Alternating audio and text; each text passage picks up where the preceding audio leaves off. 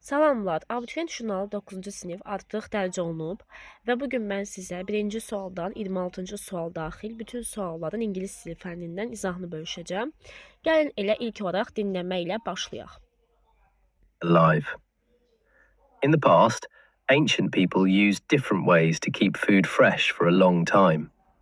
Long ago, people put salt on meat. This made it hard for bacteria to grow. They also dried food under the sun so it would not go bad. People used natural cooling too. Some people built storage rooms under the ground to keep food cool, using the Earth's temperature. Rich people made wooden rooms called ice boxes. These rooms were filled with big pieces of ice to keep the food cold. All these ways were used before refrigerators were invented. Refrigerators help food stay fresh for a long time, even for years. But they also have some disadvantages. They can change the taste of food and remove some vitamins. Dirty fridges can have dangerous bacteria inside them. Also, fridges are expensive and use a lot of electricity. This makes electricity bills higher. Unfortunately, these factors make refrigerators less affordable for everyone, especially in poor countries. In some cities in India, a new and creative... Bəli, dinləmə mətninə qulaq assıq və mən elə üstündəcə işlədim. Deyir ki, mətn əsasən nə haqqındadır? Mətn əsasən soyuducular icad olunmamışdan əvvəl insanlar qidanı necə təmiz, təzə saxlayırdı ki, xarab olmasın və soyuducular ixtira olunandan sonra bu proses necə dəyişdi, həm onun üstünlükləri, həm də qeyri-üstünlüklərindən danışır. Yəni, ən əsas, ən ümumi ideya qidanı qoruyub saxlamaq yollarıdır. İkinci sual nisbətən asandır, mətnə görə düzgün cavabı seçməyimizi istəyir. Deyir ki, kasıb ölkələrdə soyuducuları daha az əlçatan edən faktorlar hansılardır? Əlbəttə ki, 1 və 3 olacaq. Soyuducular bugün çox bahadır və soyuducular çox enerji istifadə edir, elektrik xərcləri yüksəkdir. Daha sonra biz mətnə görə yenə cümləni tamamlamalıyıq və ən çox buna diqqət etməlisiniz.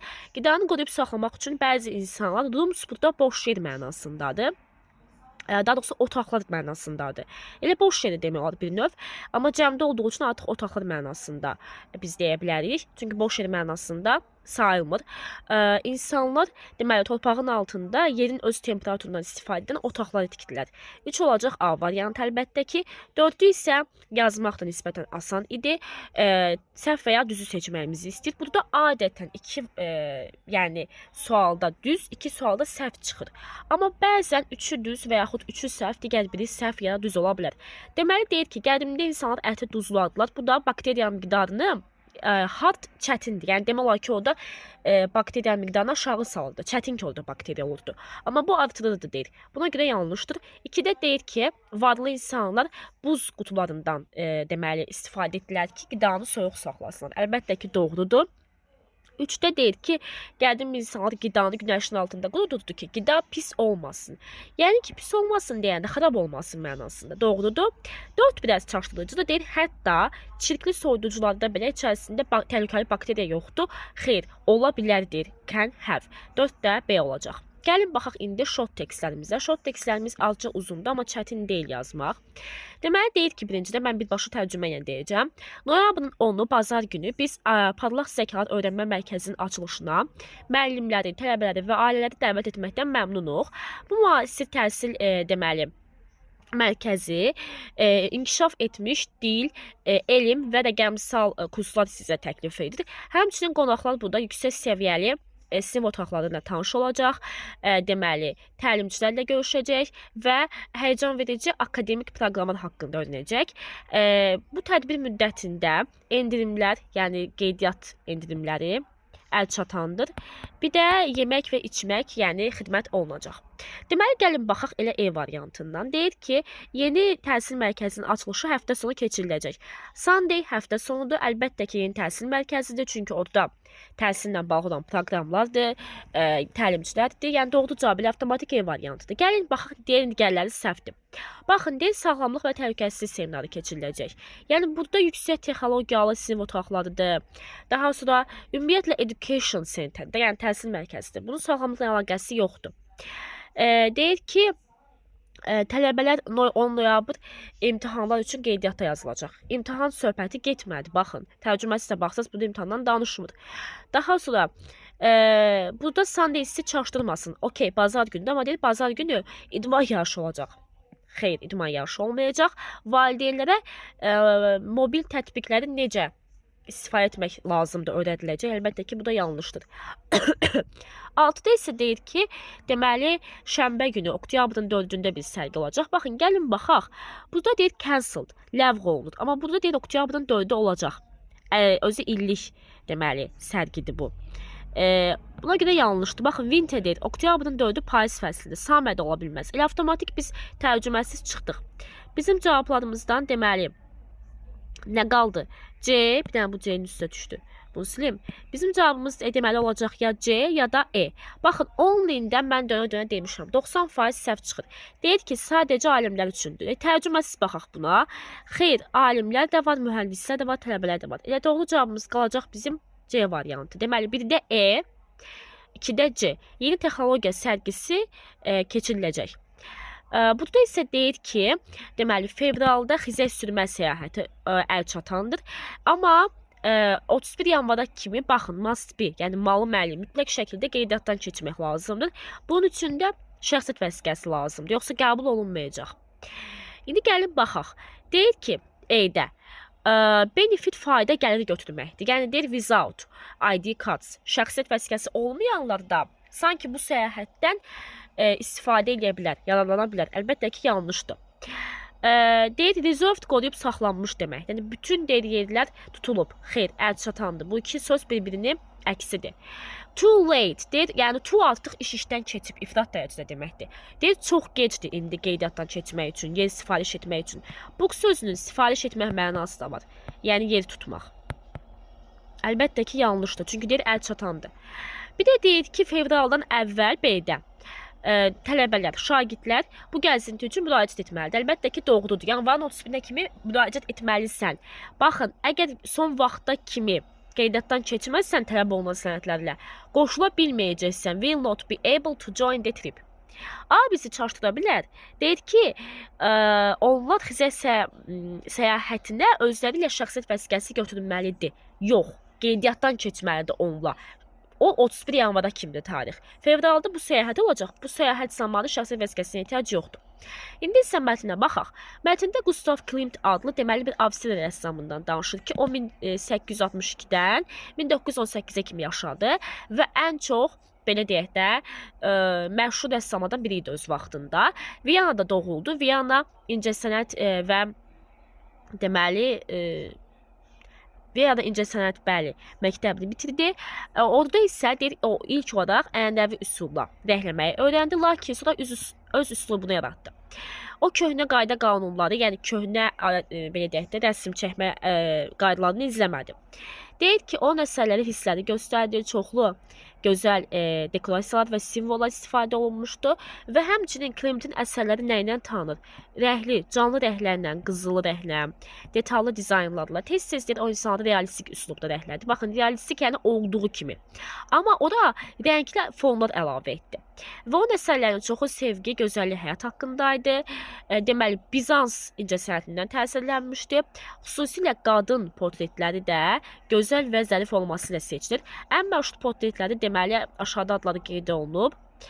Və bu əsərlərdə təbiəti və insanların gözəlliyini, insanlar üçün olan sevgini göstərir. Bugün də Klimt xüsusi üslubu ilə deməli incəsənətdə güclü emosiyalar ilə seçilir və dünya ətrafında hələ də onun gözəl rəsmlərinə insanlar heyran olur. Mətn kim haqqındadır, nə haqqındadır? Mətndəki obrazın adı parafraza olunmuş, yəni dəyişdirilmiş formada verilir. Məsələn, Gustav Klimt adı birbaşa verilmir. Çünki bu gözümüzə asan gəlir. Ona görə harda onun adını gördünüz, sırf əsas mətnin mətn nə haqqında da sualın əsasən mən bunu deyirəm, diqqətli olun. Onu çıxın. Mətn məşhur Avstriya rəssamı haqqındadır. Yəni kim idi bu? Gustav Klimtin elə özü idi də. Birbaşa onun adını vermir, onu təsvir edən bir xüsusiyyət verir. C-də artist istəyir. Baxın, Bizans üslubundan ruhlanmış, təsirlənmiş artist, yəni rəssam var. Amma bizim mətnimizdə bir rəssamdan danışılır. Ümumiyyətlə, mətnin mövzusu cəmdə olan bir cansız əşya və yaxud cəmdə olan ümumi məfhumat ola bilməz. Çünki orada əsas ideya da ya bir obrazdan, ya da hər hansı bir əşyadan daha çox danışır. Burada cəmdən ideya yanlışdır. Yoxsa Bizans üslubundan təsirlənmiş rəssam, bəli, Gustav Klimt idi. Gəlin baxaq 9-a, bizdən səhvi seçməyimizi istəyir. Sevgi, zəriflik, həyat, bəli, o məsələnin mövzusu idi. Bizansdan təsirlənmişdi, okey. Hələ də insanlar ona heyran olur, tamam. Ən məşhur əsərlərindən biri Tree of Life, həyat ağacı, okey. Amma deyir ki, refused, yəni rədd etdi. Bayaqdan deyirik ki, canlı rənglər, qızılı tonlar, detallı şəkillər, elegantlıq falan, amma bu da deyir ki, o qızılıdan, detallı rənglərdən istifadə etmədən rədd etdi. Geri çevirdi. Əlbəttə ki, yanlışdır. Mətnə görə cavab veririk. Onu nə fərqləndirir? Əlbəttə ki, onun orijinallığı, çünki öz üslubunu yaratdı. Bir də ki, parlaq rəngləri, deməli, ayrıcı seçici rəngləri. Traditional ənənəvi yanaşma onu zaten seçmir ki, başqalarına. Hamı kimi edir. Imaginative-də xəyalidir, amma o realistik üslubda rəngləmişdir. Xəyallə realistik əksdir. Mətnə görə deyir, tamamlayın. Hardly demək olar ki, təbiət tərəfindən deyir, təsirlənmədi, təbiətə təsir göstərmədi. Həmişə, baxın, ənənəvi metoddan istifadə etdi. Xeyr, öz üslubunu yaratdı. Başda ənənəvi metoddan istifadə etmişdi. 21-ci əsrin rəssamı idi o. Xeyr, 19-cu əsrin rəssamı idi. Deməli, inşallah ki 19-u düz yazdım. Çünki niyə 1862-1918 yaşayıb? 19 və 20-ci əsrlərdir. 21-ci əsr artıq 2000-dən sonradır. Deməli, məktəbi tərk etdi. Xeyr, o məktəbi də o təhsil aldı, oxudu. Bəli, B variantı olacaq. Orijinal üslubu var, bir də simvollarla, deklarasiyalarla, yəni orijinal üslubu var. Burada isə düzgün seçməyimizi istəyir. Female qadındır. Baxın, elə women sözünün elə bir ki, sinonimi kimi çıxış edir. Öz şarmı ilə fərqlənir onun qadın portretləri. Əlbəttə ki, bir doğrudur. O sadə və səthi fondan istifadə etdi. Xeyr, rəhli, yaradıcı fondan istifadə etdi. Discouraged sözü o deməkdir ki, Bizans üslubundan təsirlənmədi. Xeyr, amma Bizans üslubundan təsirləndi. Bizans üslubu fonunda o onu ruhlandırdı, ki, şəkillər çəkdi. 3 də yanlışdır. Bir də deyir ki, təbiət və insanlar üçün verdiyi dəyər əsərlərində əks olmuşdur. Əlbəttə ki, 1-4 doğrudur. Gəlin baxaq 13-ə. Biz gördük ki, cümləmiz sual cümləsidir. Köməkçi feildən sonra biz əsas feillə köməkçi feil arasında mübtəda yazmalıyıq. Some tək başına mübtəda yerində dayana bilməz. Yəni isim olsaydı, okey, məsələn some people və yaxud eyni də dayana bilməz. Amma törəməmiz mübtəda ola bilir. Törəmənin xəbəri təkdə olur, amma zaten keçmiş zamanda bütün şəxslər üzrə xəbər eynidir. Buna görə də bizim düzgün cavabımız all of you, anybody and everyone. Yəni 1, 3, 4 cavab olacaq D variantı. Gəlin baxaq 14-də. 14-də biz feilləri nəzərəndən qoymalıyıq. Decideddən sonra biz əgər ümumiyyətlə ikinci bir feil yazılıqsa, feili boş yaza bilmərik. Decide to-lu feil istəyir. Keep isə ing-li feil istəyir deməli. Bu da bizim baxırıq ki, to və ing olan sadəcə B-dədir. Yəni bu əzbər bir sualdır. Yəni keep özündə sonra ikinci feili boş yaza bilmərik. Bu da olacaq deməli B variantı. 15-də mürəkkəb isimləri istəyir. Əlbəttə ki, şın şəkilçidir. Bu da T şəkilçidir. Və yenə accident baxırıq ki, yəni sadə sözdür əlbəttə ki. Bizim düzgün cavabımız C olacaq. Əstəğfurullah, A olacaq. Düzgün cavabımız, çünki 2 sözdən ibarətdir hamısı. Gəlin baxaq 16-ya. 16-da Bosovun xəbəri həmişə cəmdir. Cəm xəbər olaraq bu ikisinin arasında qalırıq. Lakin bin təkcə işlənə bilməz. Bin işlənməsi üçün burada cəmdədir deyə həv olmalıydı. Ona görə də cavab C-dir. Çünki was word participle to, yəni məhsul növdədir cümlə. Gəlin 17-yə baxaq, bu izahını ayrıca bölüşmüşəm. Burada hadisələr paralel eyni zamanda baş verir. Bu da keçmiş sadə zamanlarda. Ümumiyyətlə 99% paralel hadisələr də keçmiş sadə zamanda baş verir. Amma niyə o variantlar səhvdir bir də deyim. İndiki ilə keçmiş, gələcəklə keçmiş, indiki bitmişlə keçmiş bitmiş və keçmişlə gələcək uzlaşmır. Gəlin digərinə baxaq. Bat varsa bu da ziddiyyətdir. Baxın, very də çoxdur, much da çoxdur. İkini zaten biz mənaya görə çıxmalıyıq. Elotdan sonra isim gəlmir deyə gəlin 3-ü çıxaq.